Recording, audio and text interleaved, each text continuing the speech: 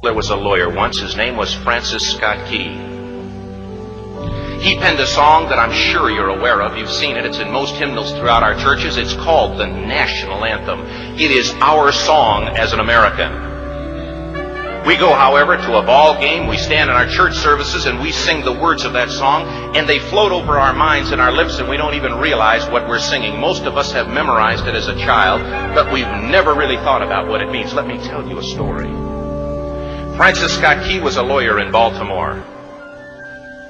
The colonies were engaged in vicious conflict with the mother country, Britain. Because of this conflict and the protractedness of it, they had accumulated prisoners on both sides. The American colonies had prisoners and the British had prisoners. And the American government initiated a move. They went to the British and they said, let us negotiate for the release of these prisoners. They said, we want to send a man out to discuss this with you. They were holding the American prisoners in boats about 1,000 yards offshore. And they said, we want to send a man by the name of Francis Scott Key. He will come out and negotiate to see if we can make a mutual exchange. On the appointed day, in a rowboat, he went out to this boat and he negotiated with the British officials. And they reached a conclusion that men could be exchanged on a one-for-one basis. Francis Scott Key, jubilant with the fact that he'd been successful, went down below in the boats, and what he found was a cargo hold full of humanity, men. And he said, men, I've got news for you tonight. You're free. He said, tonight I have negotiated successfully your return to the colonies. He said, you'll be taken out of this boat, out of this filth, out of your chains. As he went back up on board to arrange for their passage to the shore, the admiral came and he said, we have a slight problem. He said, we will still honor our commitment to release these men, but it'll be merely academic after tonight. It won't matter. And Francis Scott Key said, what do you mean? He said, well, Mr. Key, he said, tonight we have laid an ultimatum upon the colonies. Your people will either capitulate and lay down the colors of that flag that you think so much of, or you see that fort right over there, Fort Henry? He said, we're going to remove it from the face of the earth. He said, how are you going to do that? He said, if you will, scan the horizon of the sea. And as he looked, he could see hundreds of little dots. And he said, that's the entire British war fleet. He said, all of the gunpowder, all of the armament is being called upon to demolish that fort. It will be here within striking distance in a matter of about 2.5 hours. He said, the war is over. These men would be free anyway. He said, you can't shell that fort. He said, that's a large fort. He said, it's full of women and children. He says, it's predominantly not a military fort. He said, don't worry about it. They said, we've left them a way out. And he said, what's that? He said, do you see that flag way up on the rampart? He said, we have told them that if they will lower that flag, the shelling will stop immediately. And we'll know that they've surrendered, and you'll now be under British rule. Francis Scott Key went down below and told the men what was about to happen. And they said, how many ships? He said, hundreds. The ships got closer. Francis Scott Key went back up on top and he said, men, I'll shout down to you what's going on as we watch. As twilight began to fall, and as the haze hung over the ocean as it does at sunset, suddenly the British war fleet unleashed. He says the sound was deafening. There were so many guns that there were no reliefs. He said it was absolutely impossible to talk or hear. He said suddenly the sky, although dark, was suddenly lit. And he says from down below, all he could hear the men, the prisoners, saying was, tell us where the flag is. What have they done with the flag? Is the flag still flying over the rampart? Tell us. 1 hour, 2 hours, 3 hours into the shelling, every time the bomb would explode and it would be close to the flag, they could see the flag in the illuminated red glare of that bomb, and Francis Scott Key would report down to the men below, it's still up. It's not down. The admiral came and he said, "Your people are insane." He said, "What's the matter with them?" He said, "Don't they understand this is an impossible situation?"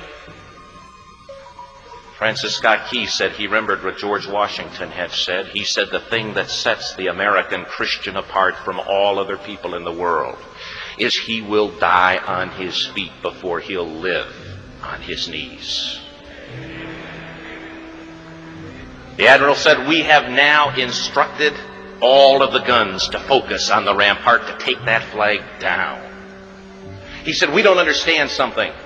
Our reconnaissance tells us that that flag has been hit directly again and again and again, and yet it's still flying. We don't understand that." But he said, "Now we're about to bring every gun for the next 3 hours to bear on that point." Francis Scott Key said the barrage was unmerciful. All that he could hear was the men down below praying. The prayer, "God, keep that flag flying where we last saw it." Sunrise came. He said there was a heavy mist hanging over the land, but the rampart was tall enough. There stood the flag, completely nondescript, in shreds. The flagpole itself was at a crazy angle, but the flag was still at the top. Francis Scott Key went aboard and immediately went into Fort Henry to see what had happened. And what he'd found had happened was that that flagpole and that flag had suffered repetitious direct hits. And when it had fallen, but men, fathers, who knew what it meant for that flag to be on the ground, although knowing that all of the British guns were trained on it, walked over and held it up humanly until they died. Their bodies were removed and others took their place. Francis Scott Key said what held that flagpole in place at that unusual angle were patriots' bodies. He penned the song, "Oh, say can you see by the dawn's early light what so proudly we hailed at the twilight's last gleaming? Or the rocket's red glare, the bombs bursting in air, gave proof through the night that the flag was still there. Oh, say, does that star-spangled banner yet fly and wave o'er the land of the free and the home of the brave?" The debt was demanded. The price, it was paid. Oh, say, can you see by the dawn's early light what so proudly we hailed at the twilight's last gleaming, whose broad stripes and bright stars through the perilous fight o'er the ramparts we watched were so gallantly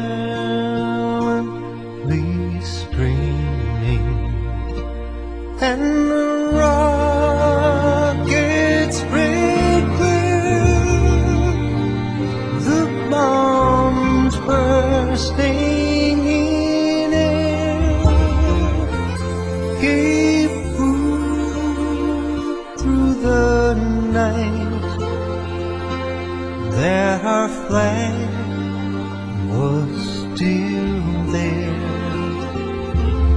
Oh, say, does does that star-spangled banner yet wave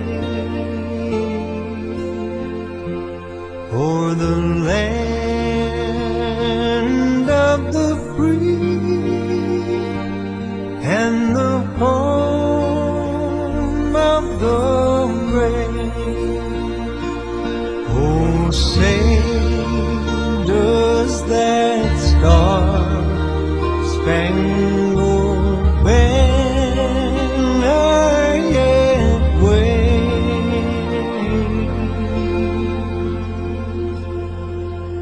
o'er the land of the free